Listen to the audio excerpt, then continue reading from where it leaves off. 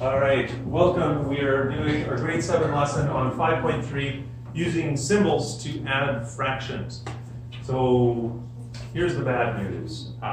It's actually harder than multiplying fractions, which is what the grade 8s are doing. But the good news is next year in grade 8, it'll be really easy. So grade 8s, is it easier to multiply fractions? No, not yet. We only get to just using numbers, and then you'll get mad at me for making you use those models. All right, so we're going to add our fractions together, but this time we're going to abandon the models a little bit, and we're just going to look at numbers. So let's take a look. So when we have numbers that are adding together, like 1/4 and 1/3, of course, the first thing we need to do is we need to move to a common denominator, where the bottom needs to be the same.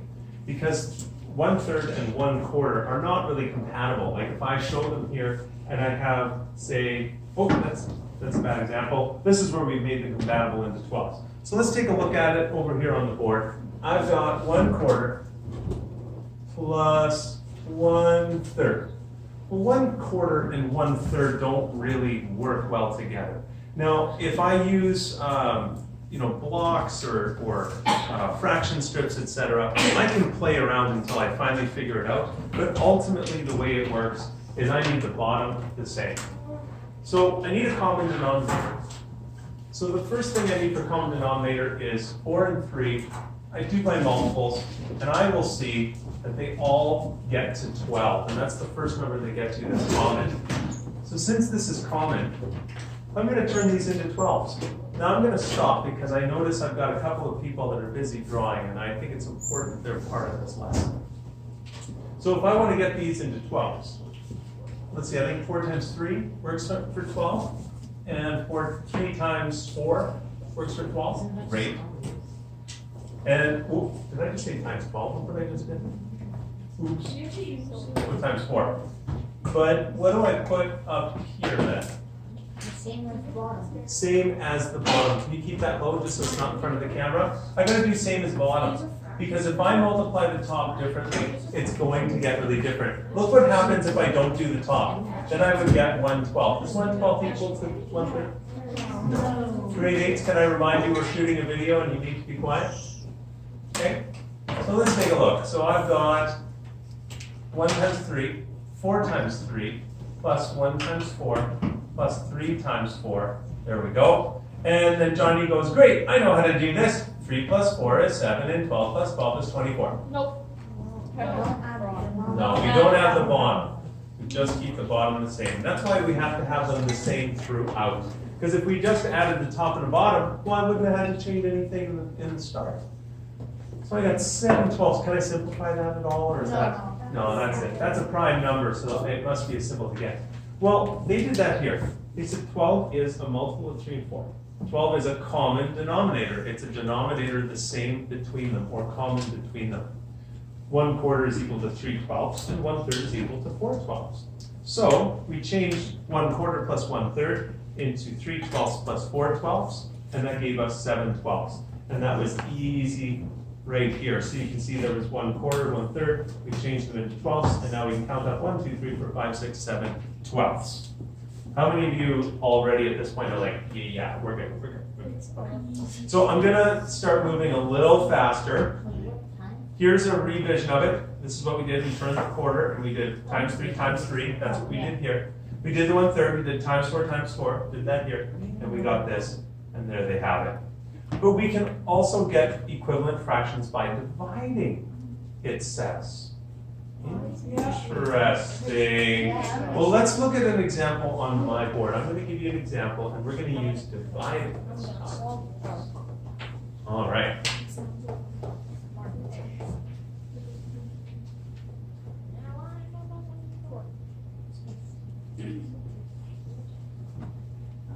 No.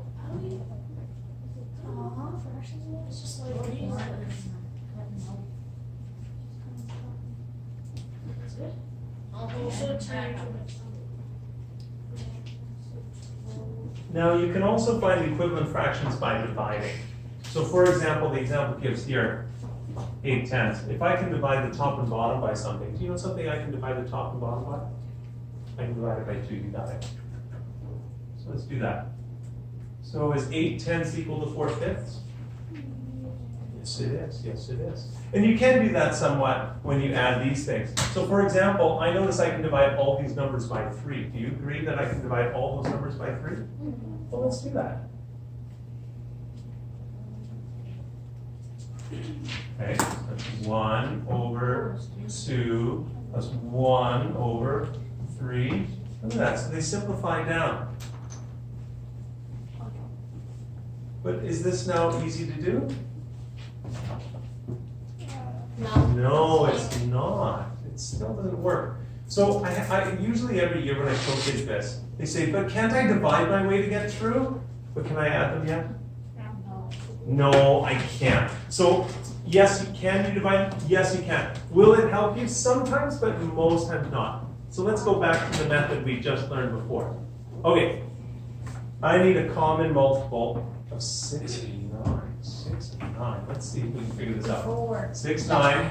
What's the next one? 6, 12, 12, 18, 18. 24. Wait, I think that one's going to show up right here, isn't it? Oh, yeah. Oh, yeah.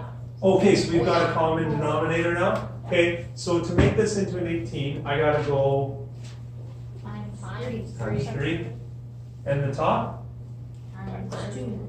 Wait, 3. Times 3. Got to do same. If you don't make it same, it's going to turn out all different. Okay? And I need that to be an 18. Times 2. Times 2? Okay, times 2, all right. And then, wait, then the top? Times 2. Times 2, okay. All right, let's rewrite this. I got 3 times 3, 6 times 3, 3 times 2, 9 times 2. Are the bottoms the same? Yep. So we're good to go. Yep. Okay, so then 9 plus 6 equals 15. 18 stays the same. Am I done? Yeah. Yes. Times 25. I disagree. Is there a number I can divide the top and the bottom by equally? Yes. 3? Okay, let's try 3. I can divide those both by 3. Oh, yeah, That gives me 5 over 6. Is that about simplified as much as possible? Yeah. Okay, so 5 over 6. I think that's our answer. Looks good, looks good. Okay, now we get a few more examples here. We want to always estimate, because when we estimate, we see if it's reasonable. Like if I look at this, check this out, is that, what, about half? Or half and a third? So it should be, well, a half and a third should be just a little under 1, I imagine, right? Did we get a little under 1? Yeah.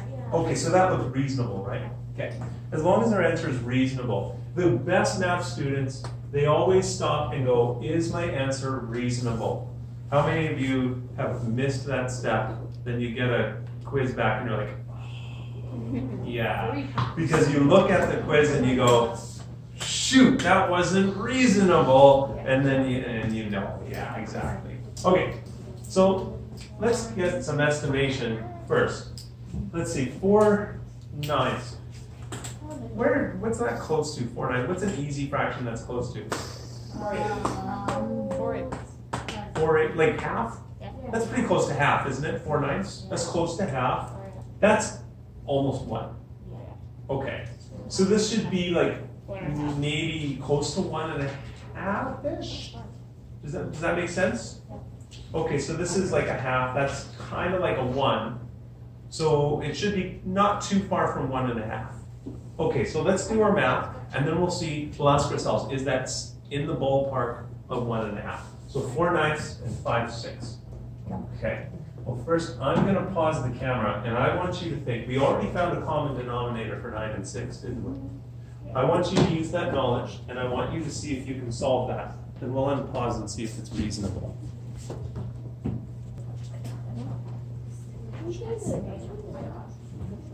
Okay guys, so I saw some people doing some very smart things.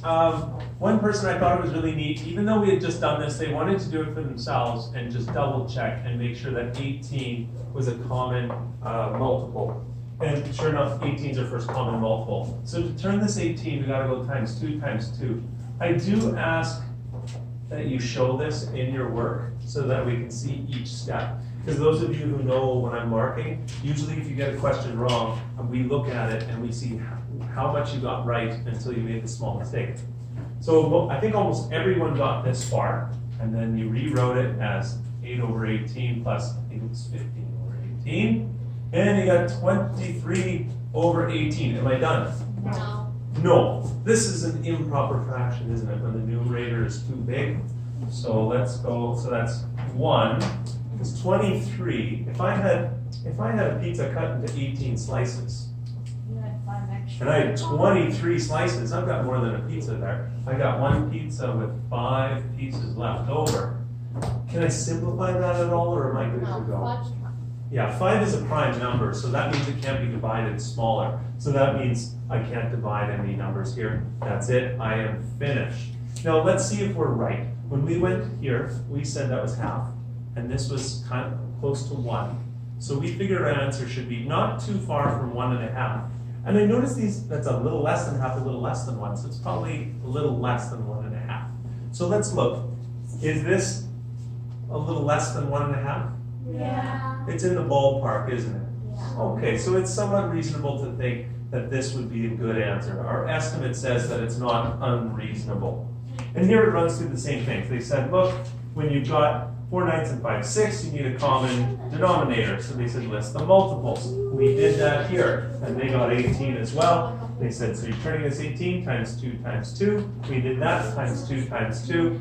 They said, this needs 3 times to be 18 times 3 times 3. We did that times 3 times 3 for there. We added the top, not the bottom.